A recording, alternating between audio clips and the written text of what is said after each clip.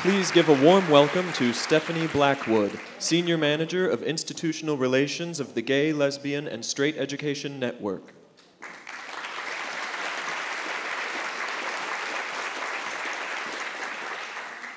Good evening, everybody. It's a real pleasure to be here at the Venerable New York Times. Thank you, Leo. Can't believe it's been 10 years. And that you've created this is not a surprise, because in your heart you always carried the dream that it could be this way. As the voice of God said, my name is Stephanie Blackwood, and I do work...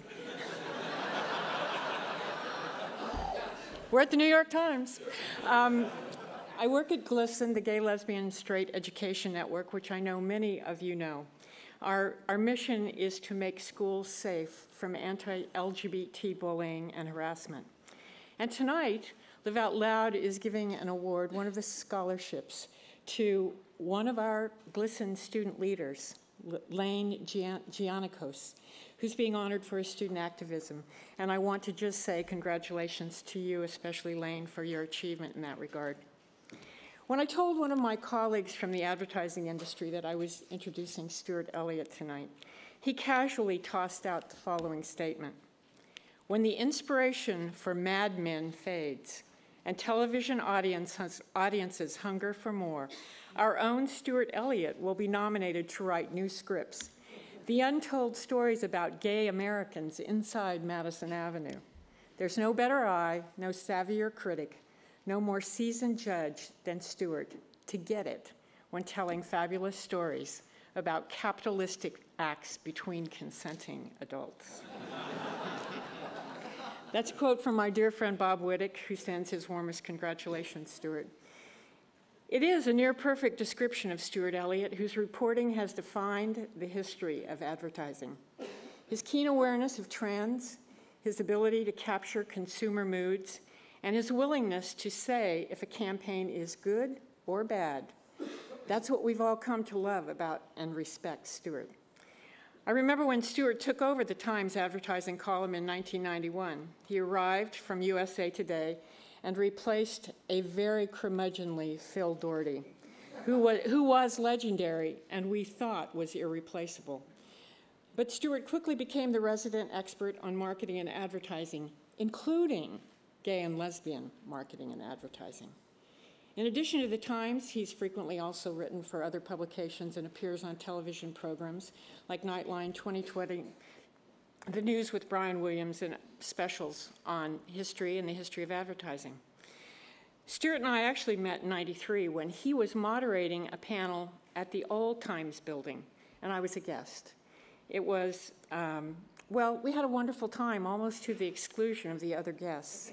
And from that 1993 meeting on, I've been able to become increasingly acquainted with my friend and colleague, Stuart Elliott.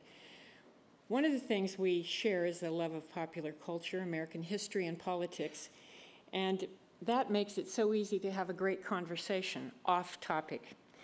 We also both like the 79th Street boat basin, where it's easy to meet on chance and have a conversation about stuff, including all of you. Stuart also likes breakfast, which I'm particularly fond of. But the most important thing I can tell you about my friend Stuart is that he tells the truth.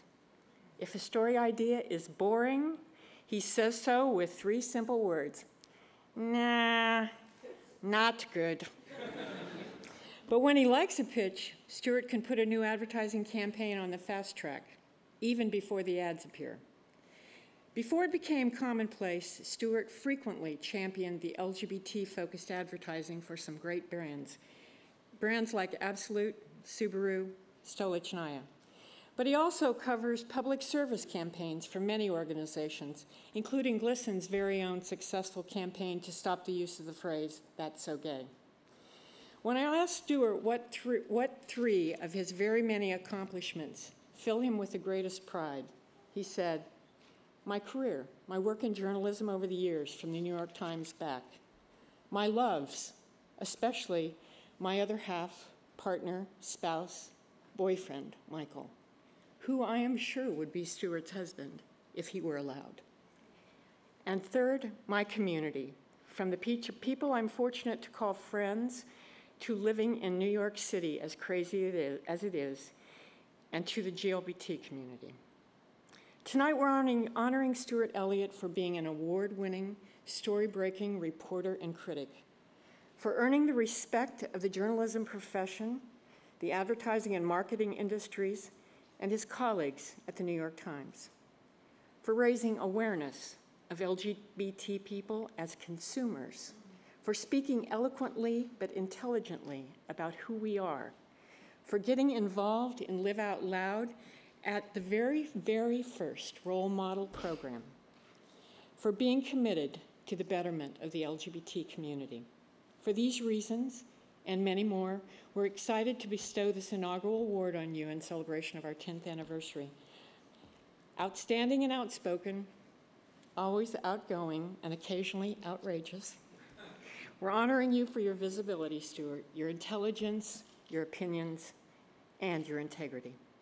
Ladies and gentlemen, the first winner of the 2011 Star Award, Stuart Elliott.